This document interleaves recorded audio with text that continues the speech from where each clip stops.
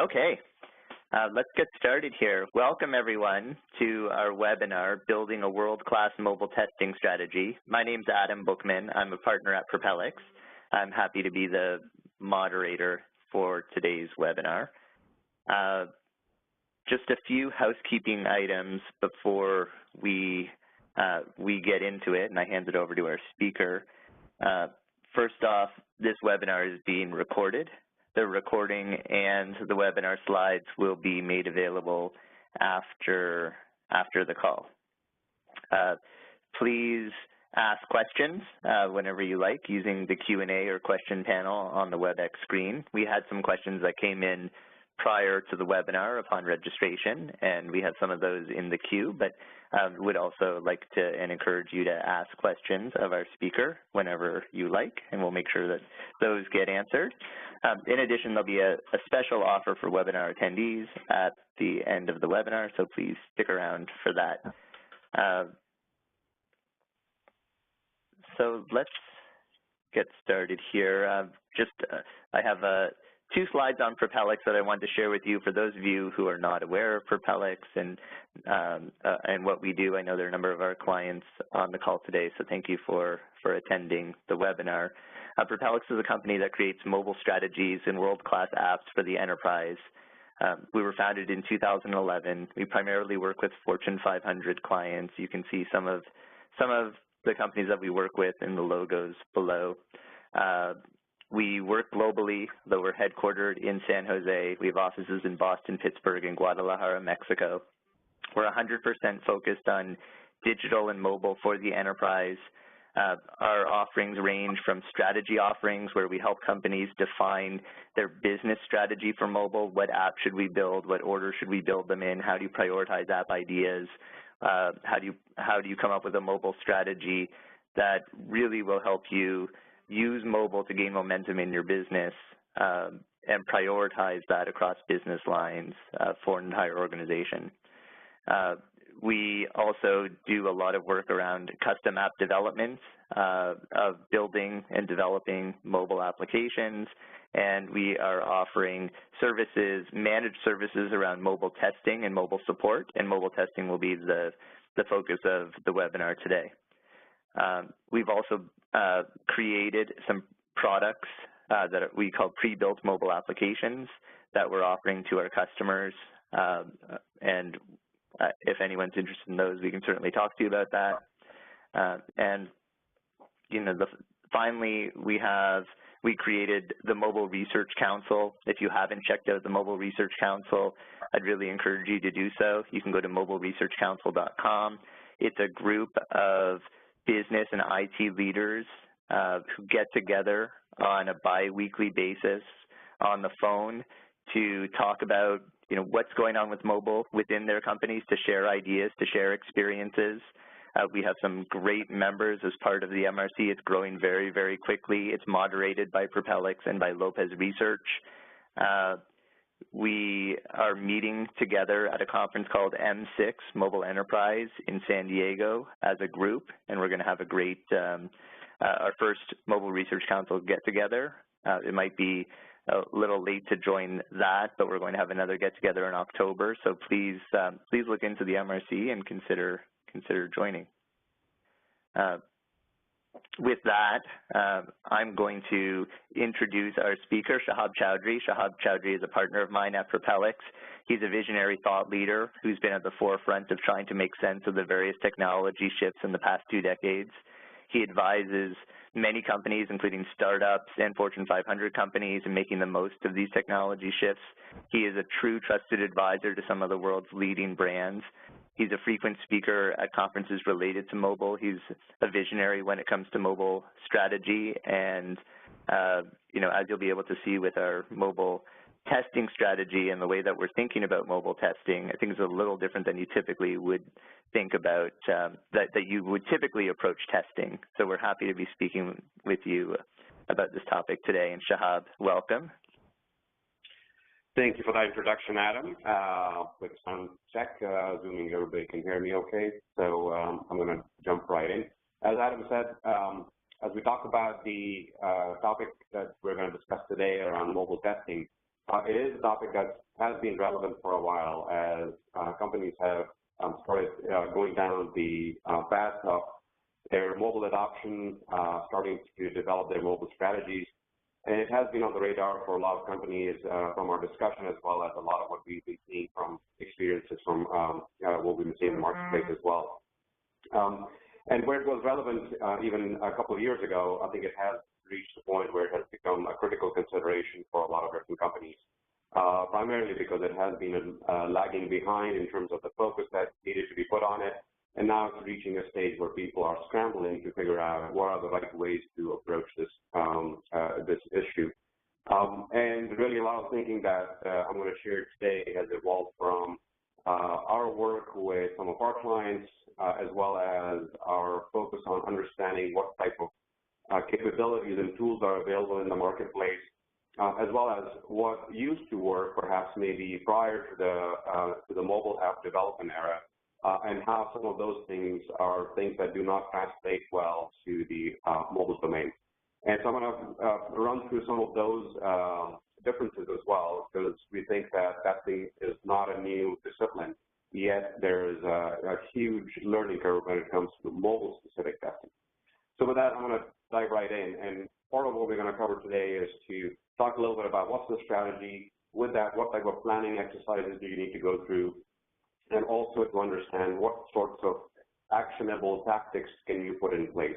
And before we do that, let's examine a little bit of what's been going on in the mobile space. Some of the context that we're very well aware of is that we've been talking about mobile for a while, and no surprise here, more and more interactions from customers, employees, partners are originating from mobile devices.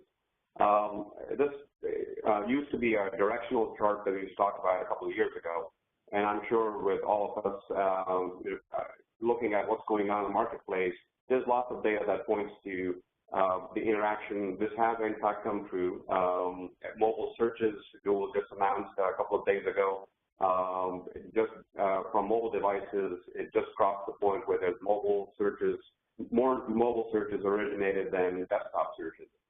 Likewise, from a mobile web versus mobile app perspective, more and more traffic. There's several reports that talk about overall traffic from around the world from mobile devices overtaking what is going on from a desktop perspective. And as I said, the slide is no longer a surprise for forums like this one, where most of us are very aware that this is the reality on the ground. The other complementary aspects related to this type of traffic that we're seeing is that the domain of the mobile app versus mobile web is becoming clearer and clearer as time progresses here. And what's interesting is that in terms of engagement, in terms of the time spent in the interaction, clearly the mobile apps are where there's more of a focus. It's more of a channel where people are using apps versus mobile web. Nonetheless, for our conversation today, we want to make sure that from a testing domain perspective, both mobile web as well as mobile apps are part of our discussion today.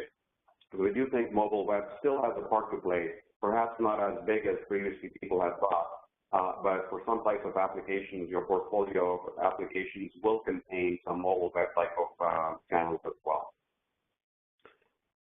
Then the next part that I want to focus on a little bit is, as I said earlier, testing is not a new concept. However, when it comes to mobile testing, we're starting to see that people are struggling in understanding what this domain is all about, what types of tools are available, and what types of skill sets are needed. And this was some data that came out last year, which was quite shocking in terms of what people's experiences are. And since then, from our research, we've been able to validate some of this at a deeper level, where it's pretty clear that the tool sets that existed in typical testing centers of excellence have failed to be able to address the challenges posed by mobile-specific testing. And we'll talk about what some of those challenges are in more detail as we go along here. And likewise, from this being a very broad spectrum of devices that potentially you could be deploying your application on, is an environment that's very different from the very controlled environment in which companies are used to deploying their solutions. And no surprise, we find that a lot of people find themselves ill-equipped. A lot of companies are struggling with this full device challenge. And I saw several of the questions that came in prior to the webinar were all focused on how many devices, what type of devices, how do we go about procuring these devices. And so I've made sure that I've included some content that speaks to that specific area. Likewise, the testing process and method, and again, the lack of a mobile-specific testing process, it really originates from the idea that we have testing processes today, we have approval processes today related to testing. Those have failed to address the mobile-specific needs, and hence there is a need to go back and look at those processes and see what needs to be addressed there. The skill sets are a big part of it, and likewise the environments are a big part of it. And we think that that's somewhat of an easier problem to solve. The skill sets are starting to grow. The domain and the domain of the tools related to mobile is starting to become clearer, where there are some tools that are starting to clearly emerge as the leaders and can be now looked at as mobile-specific testing tools that you can add to your tool set.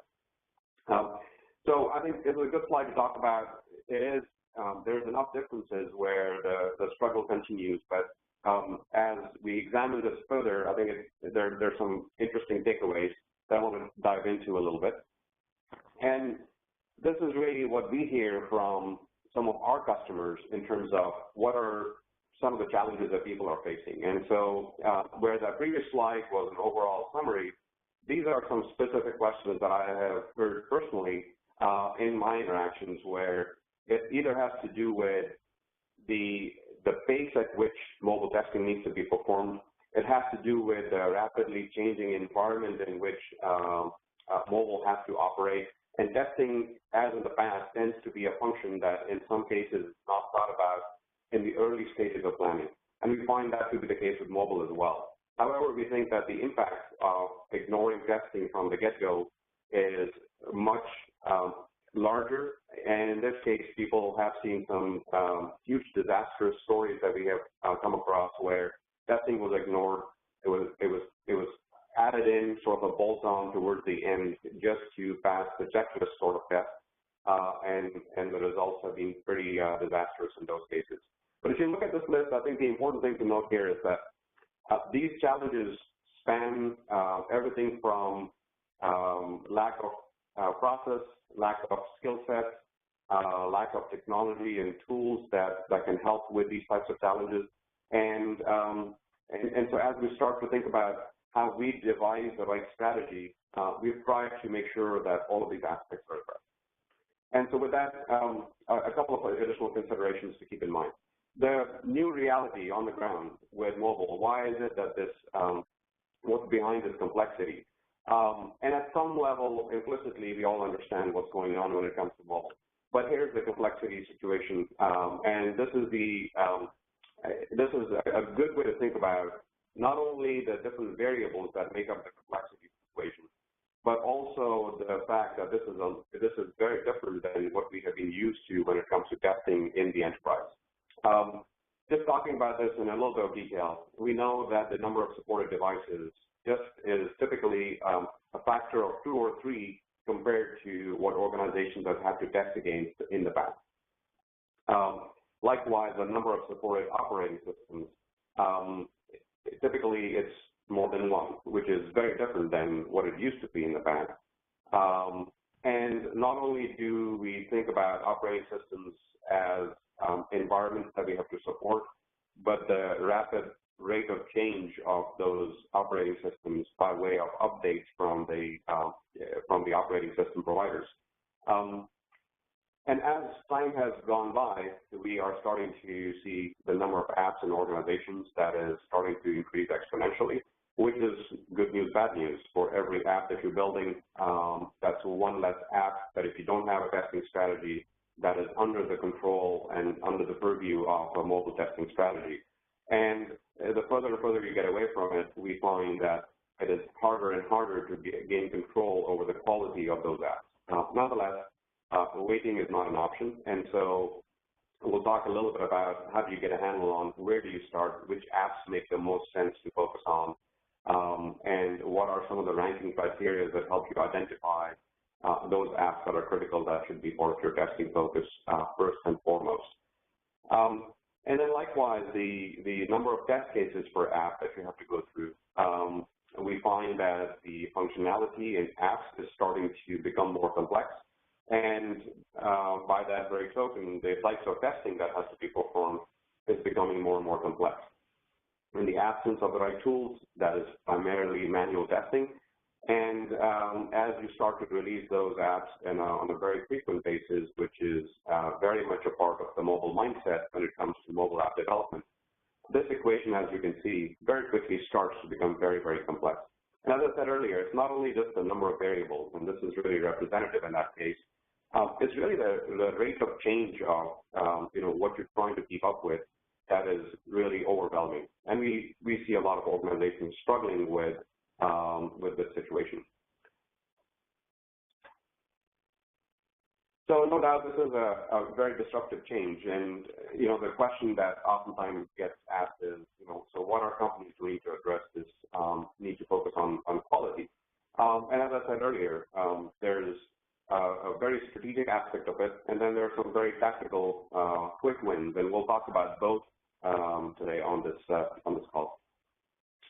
So our perspective is to really, everything that you're doing from a mobile strategy perspective has to be well aligned with your overall business drivers. Are you trying to go through this process to improve the reliability of your applications? Are you responding to feedback from perhaps negative reviews in the customer app store? Are you trying to respond to a lack of adoption of mobile applications you have built?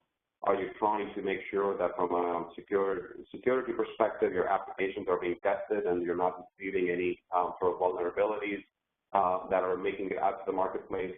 And this is a representative list, and we find that these are some of the considerations, but obviously that list grows, and there's a much longer set of considerations to go through.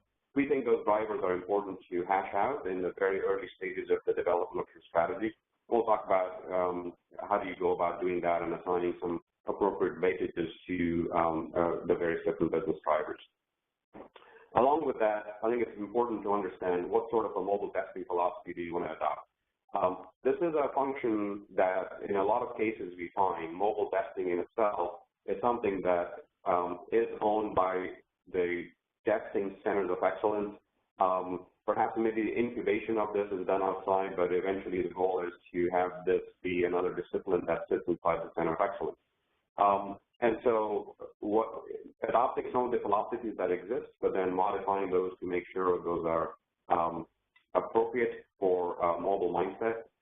Likewise, another key input is the types of devices that are a part of your domain, whether it's in the BYOD or corporate-owned devices, or in the case of B2C supported devices, what is the cutoff point for you in terms of the support devices? And then likewise, what devices are important to test as part of your testing strategy?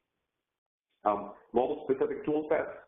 There are some tool sets that come over pretty nicely from the traditional ways of testing. There are others that are needed that are net new and in some cases not very mature. And so understanding what those are, what you need to add to fill the gaps in your tool set, and likewise the mobile testing skill sets that you have in-house, what capabilities or opportunities do you have to augment those skill sets with additional skill sets from outside?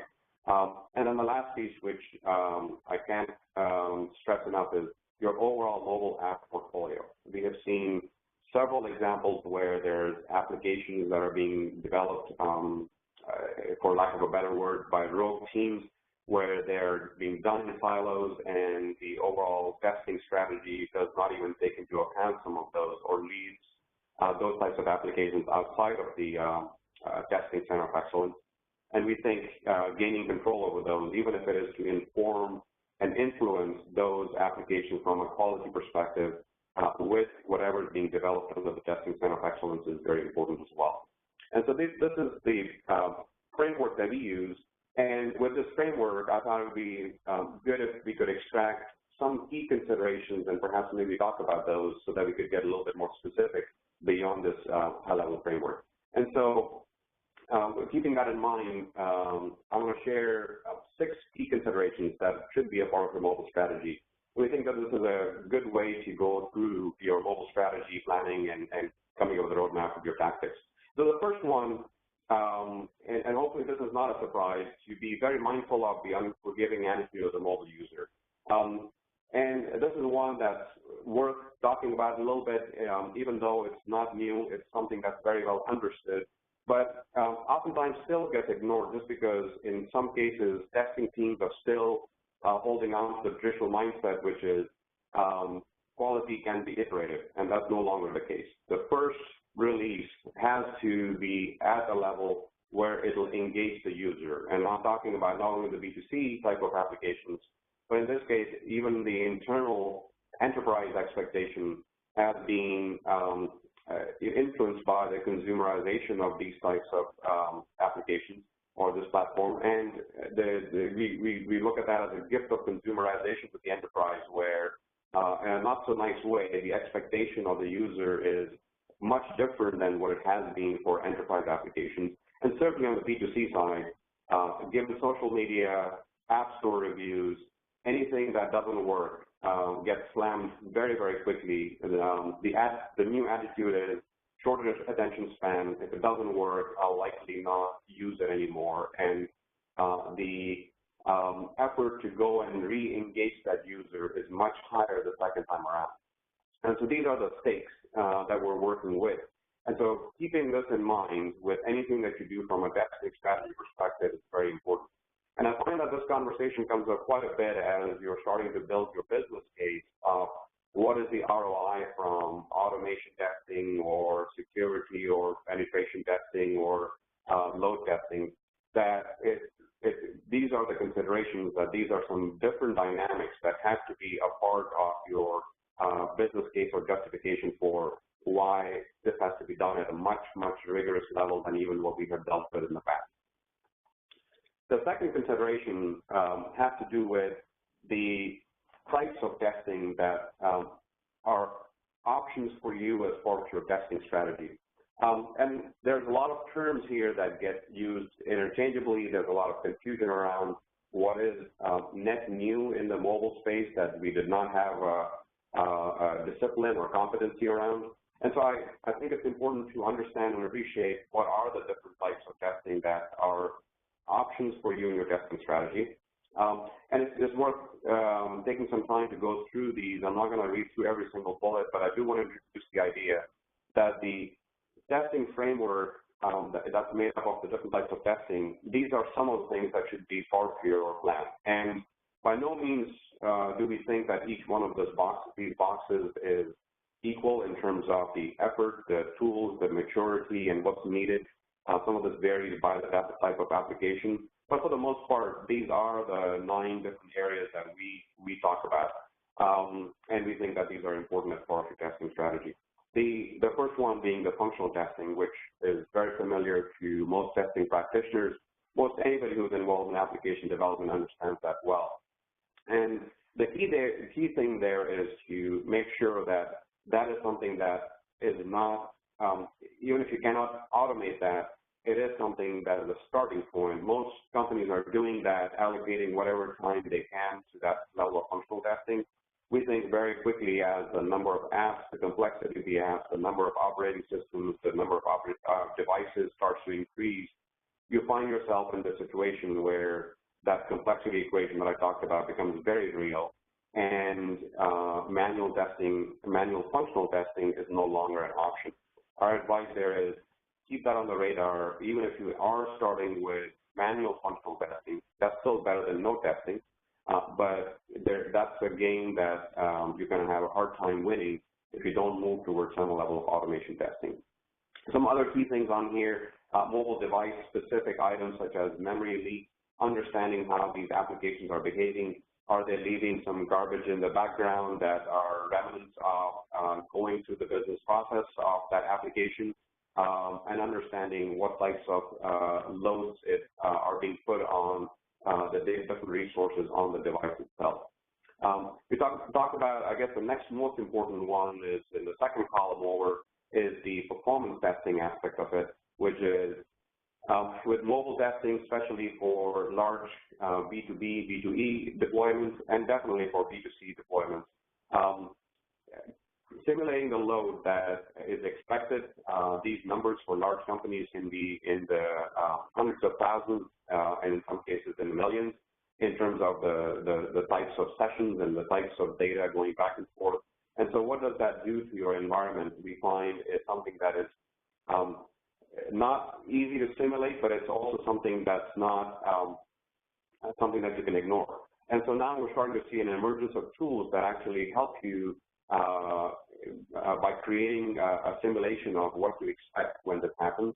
You can generate loads from different types of devices, from different locations around the world. And with those capabilities starting to become more mature and more available to companies, we think that's an important arena that has to be added to the functional testing automation.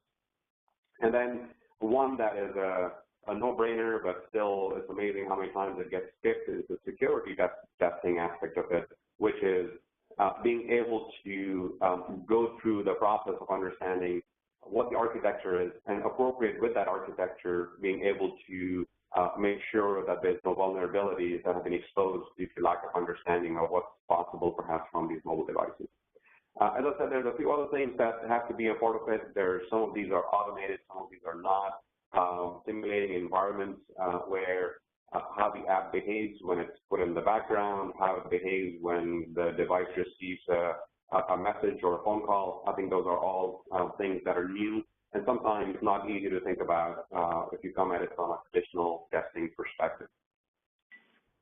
Shahab, quick question on this slide from Elsie.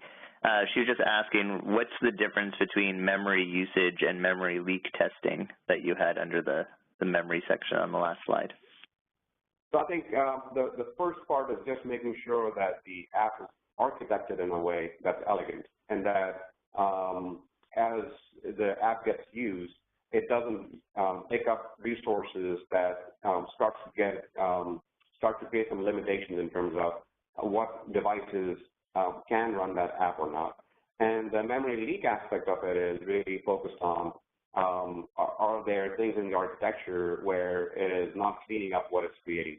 And both those, the good news is there's automated tools available to test both. The first one is really more looking at the architecture and saying what is appropriate in terms of the usage of the resources on the device. And the second one is really more finding the exceptions in what is not planned, but it is an outcome of the app being used. So hopefully that answers your question, Elsie. Otherwise, we can discuss it further when we get to the tail end of this as well. Moving on to the next consideration, understanding the impact of the new math. I think we've talked about this quite a bit, so I'm going to go through this fairly quickly. At the same time, if there's any new considerations coming up, I'll talk through that as well. So we talked about the complexity equation. This is a slide that I'm sure you've seen on other Propellix webinars. We keep updating this. It is a shifting landscape of the devices that should be part of, should be a consideration for you. And likewise, the operating systems that you need to focus on is something that is important. And not only do you need to understand what these milestones are, but what's contained in each upgrade is very important. And as new APIs are released, as new updates to APIs are created, sometimes those can have substantial impacts, as I'm sure most people here are aware. Planning for one major release and at least 2 to 3 minor releases of operating systems along the way. Obviously, the consideration, the adoption rate on the iOS side is much faster than on the Android side, and so having a cutoff both in terms of how long and how many operating systems back will you go is important. Now, when it comes to looking at this in a B2C environment, I think the considerations are very different. But the bottom line really is that as you look at this, there's really in no way in a B2C environment and even in a lot of B2B environments that you can keep up with procuring and deploying these devices with every possible device and operating system combination that you're going to certify the app for. And this is where there's some mobile-specific considerations that people are unaware of. Maintaining a pool of devices, we've seen everything from people running around and borrowing personal devices from colleagues to run testing on. Goes without saying, we don't call that a strategy, we call that desperation. And unfortunately, though, we see that quite a bit still. And the next step up from that we see is this initial desire to go procure devices as you go, which does work in the early days, but very quickly that becomes a cost-prohibitive proposition as well. And so the good news is that there is device clouds that are becoming available that are becoming fairly mature now. We started to see these about maybe 3 years ago, and a couple of years ago, we think that they have reached a point where they can be used very effectively. They're way more cost-effective than trying to compile this list of devices in a lab. So we think that some devices that are in-house plus the device cloud is definitely should be a part of your strategy. As a last resort, some devices that perhaps have a smaller percentage of your traffic, you could get by with testing on simulators for those devices. In terms of where the cutoff points are, let me start with the B2C side first, which is as you start to look at what types of devices are out there, if you haven't deployed a B2C application, the starting point really is looking at some generic numbers in your industry, in your demographic, to understand what are the types of devices that you are going to, that you should expect that the sessions will originate from. And there's no way you're going to be able to test on 100% of those devices, but a good, well-architected application at about a 75 to 80% coverage percentage, we find delivers pretty good results. Anything that's less than 1% of your mix is something that we think you can safely ignore as long as the app is architected elegantly enough to be able to work on different screen sizes and different aspect ratios. On the B2B side, the picture is clear, which is that all corporate-owned devices obviously have to be certified on and have to be something that you should include in your list of devices that you're testing on. And from a BYOD perspective, any devices that you have in fact allowed to connect and approved, I think those should be a minimum that is supported by your testing strategy. The other thing as part of the equation that we think is important is that not all apps are created equal, and understanding what are all the apps that you are responsible for testing and having some level of analysis done on each one of those so you understand what is that app about. And so these are some of the parameters that we use, and you'll see that it's a pretty long list of the types of things that you should be asking and as part of the inventory of your app process or app portfolio, if you will. And understanding really what type of app it is, what is the business criticality, and that changes the level of testing that you would do with it. What regions is that app deployed in? Obviously has language and currency considerations, and likewise some regulatory considerations. Understanding the functionality of the app and what it's intended to do, so in the testing process you're aware of what the context of the app is. Installation instructions, credentials, are they available? How people sign on to them? Is there a single sign-on? So as you'll see, rather than reading through this list, it's pretty self-explanatory and certainly informs our discussions with our clients in terms of the types of apps that are part of the portfolio. And we think that this is a critical step and a critical input into your testing strategy. So that, as I said, is one of the dimensions of your testing strategy. And so as we talk about all of those inputs into your testing strategy, the next step is, if you don't know where you're starting from and how big the gaps are, it's very hard to be able to put together a strategy. And so establishing a baseline of where you're starting from is another key consideration that I wanted to introduce. We go about this process by having a formalized process, which is not very dissimilar from a typical 5-stage maturity model, which really allows us to be able to measure your readiness when you look at this. And so this is something that you should use, we recommend, even if you're going through this process as an internal evaluation of what is the readiness, current state of readiness related to testing.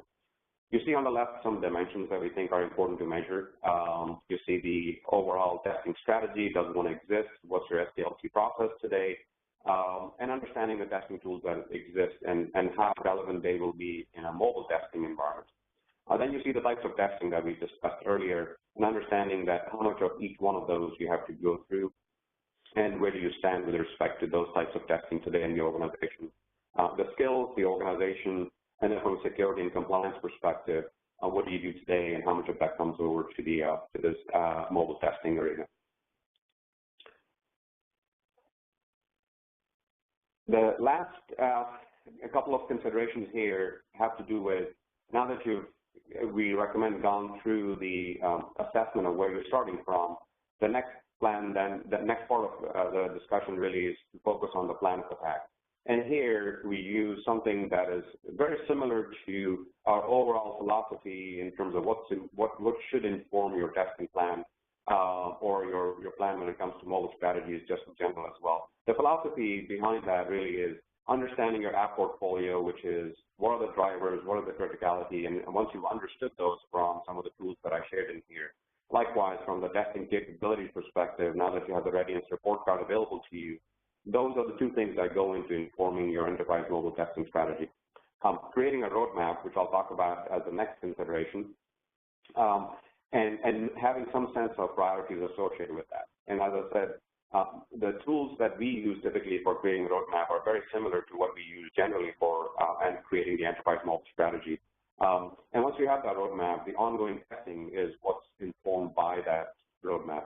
And so for some of you who are familiar with roadmaps, this is not a surprise. For others, we think this is a very, very effective tool, and the dimensions of this roadmap really are the same that we measured, and each one of the rows of this roadmap focuses on tactics that go towards a certain set of strategies.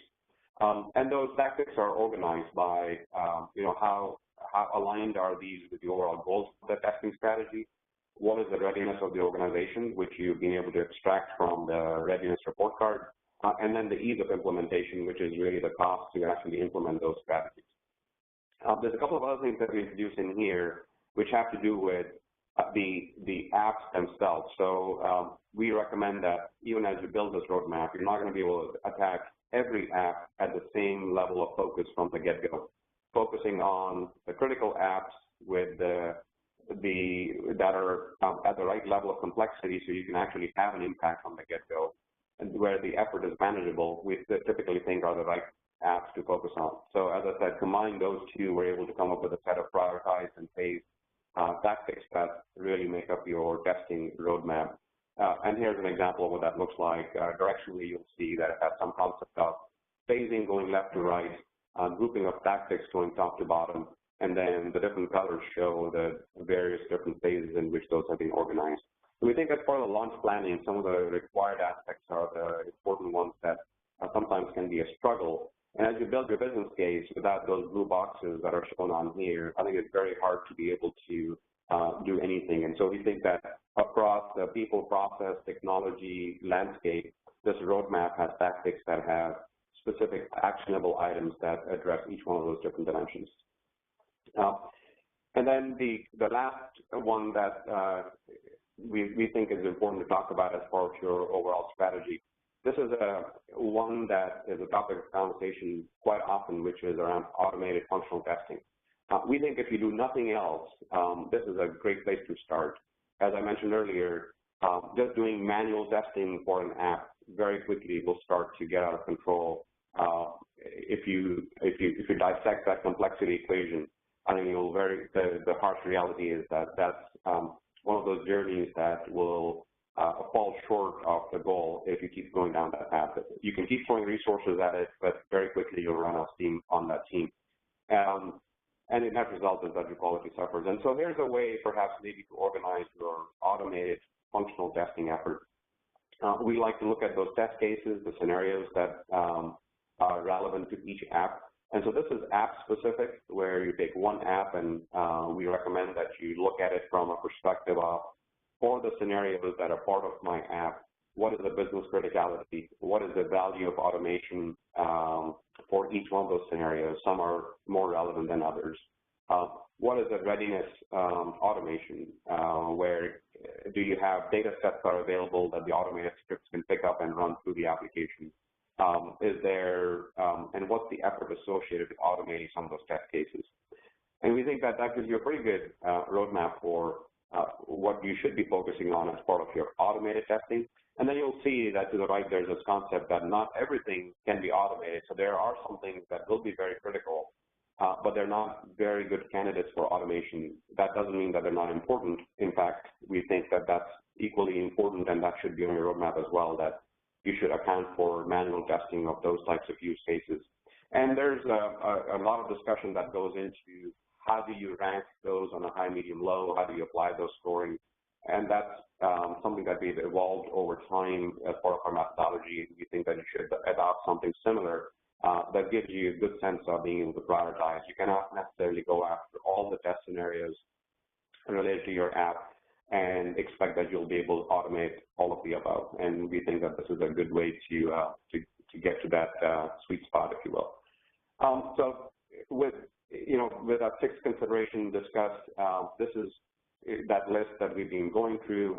Certainly, we can dive into any of these in more detail if needed. And as I mentioned earlier, from strategy to planning, these are the considerations. But as we move forward, I wanted to share with you a typical approach that has worked in several of our clients, some of the services that we package around that, and I'll share with you some details behind each one of these in a second here. But we think that packaging those considerations into something that can very quickly get you to the answer, the roadmap and the plan that we talked about, having the readiness assessment done, is something that we have packaged into this mobile testing readiness kickstart, and I'll share some details. It is something that can be daunting when you look at all those considerations, but it is something that can be accomplished. Now, likewise, the mobile testing automation kickstart is one that where you have a critical application and we find that you're struggling to get some automation going on it, is one that actually gets you to a plan very, very quickly.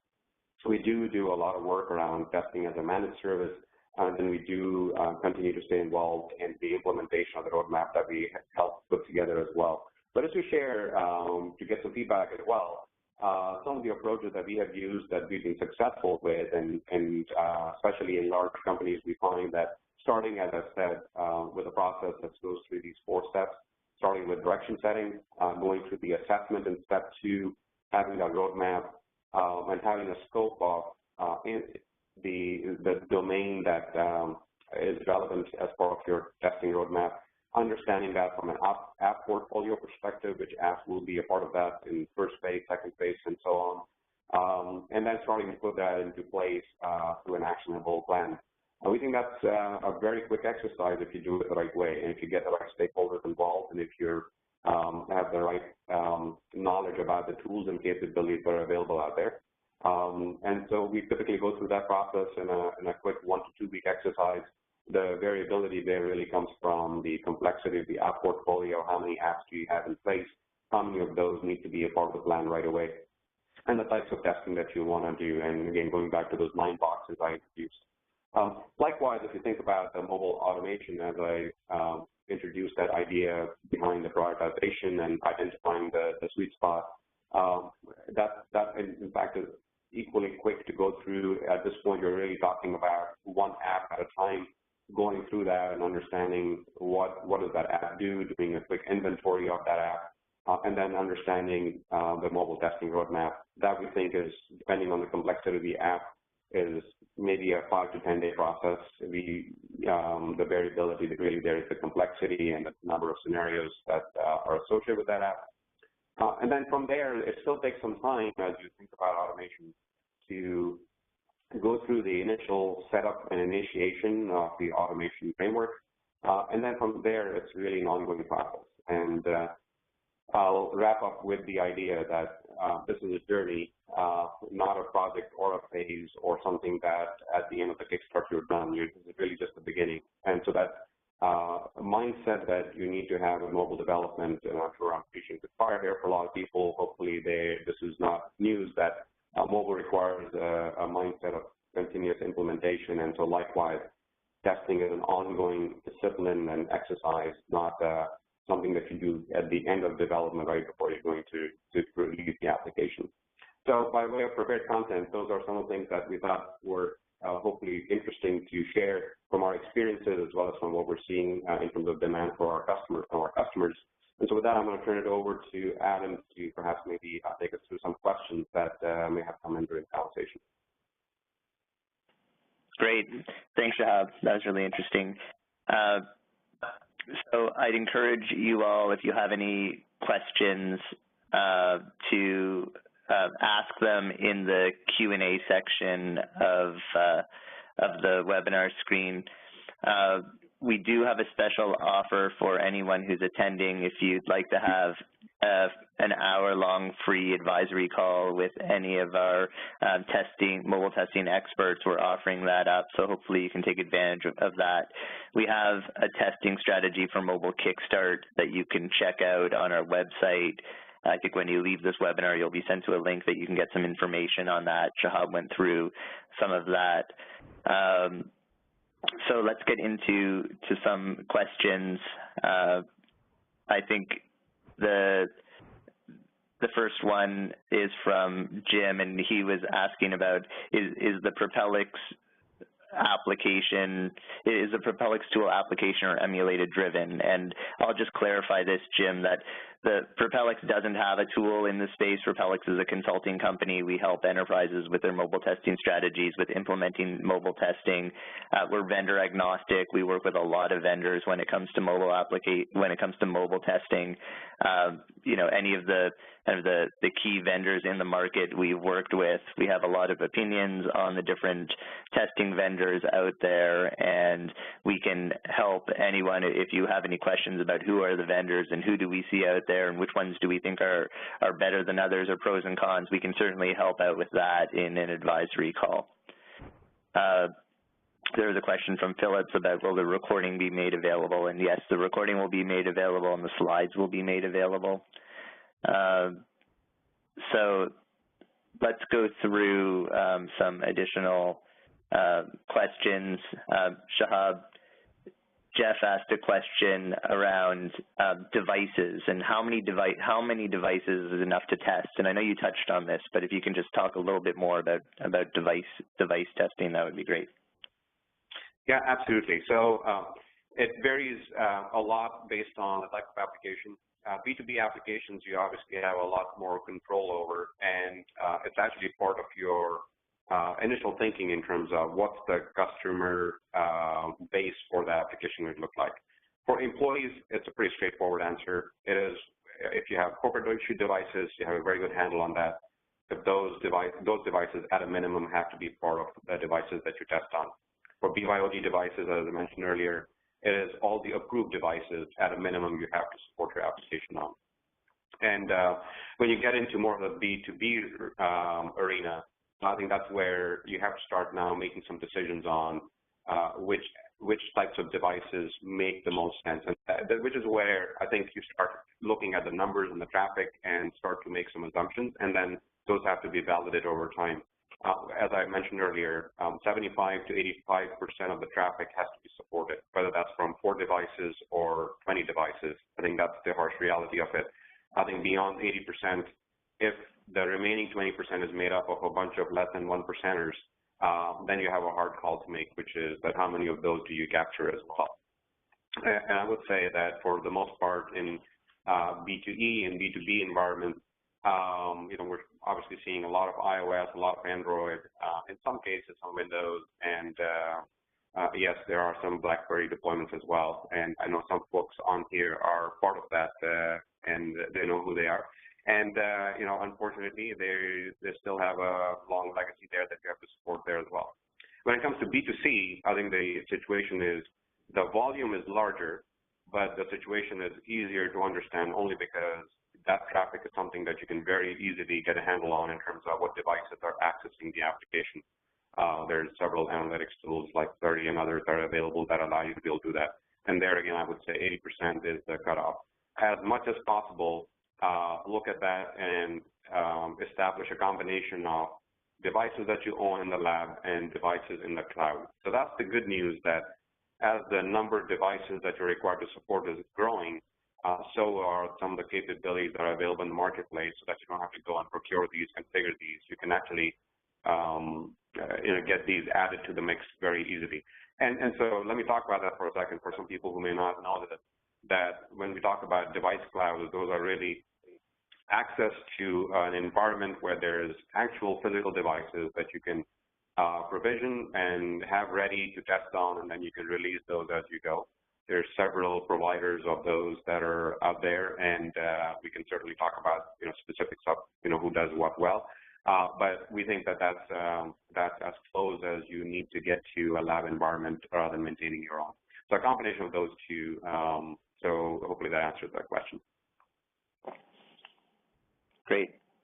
So now there's a question about mobile web apps, not native apps, and about mobile browsers, and how do you keep up with browser releases and supporting software to support mobile apps. And that's a question from Lisa, and then Jeff asked a follow-up question about how do you address the brand-specific Android web browsers, and does it make sense to standardize on certain browsers that you're going to support, since everyone can install it and they'll know what to install, Chrome, for instance?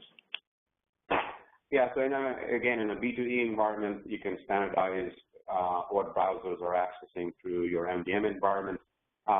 In a B2C world, not so much. So let me answer the first part of the question from Lisa, which is much like the device aspect of it, the browsers are part and parcel to that. So when we talk about device, operating system, browser combinations, no easy answer other than understanding what's the latest and greatest, what's supported in operating systems prior to that, and how far back will you go. And in terms of keeping up with those, no magic answer other than just like you have to keep up with operating system releases, the things that are coming up, you have to likewise stay on top of what's being packaged as browsers in these new operating systems. And the question that Jeff asked in terms of there's the branded versions of these browsers, understanding the nuances and knowing that there are some device manufacturers that will be part of that device mix that you're talking about in that device decision. Those you have to include. And so those variations that are introduced by the device manufacturers have to be accounted for. And standardizing on certain ones in the B2C environment is tougher to do, so you do have to make sure you capture those as well. Yeah, and I would just add that just like analytics tools will tell you what devices are people hitting your applications from, you can also tell what mobile browsers folks are hitting you from, so that can give you some indication as well. There's a question from Emily around mobile performance testing. Emily is asking what are some good tools for mobile performance testing, but I think it would be interesting to take one step further back and just maybe, Shahab, for a minute, you can talk about mobile performance testing and what are some of the things that you would do and why do you do it and why is it different than performance testing on desktop applications?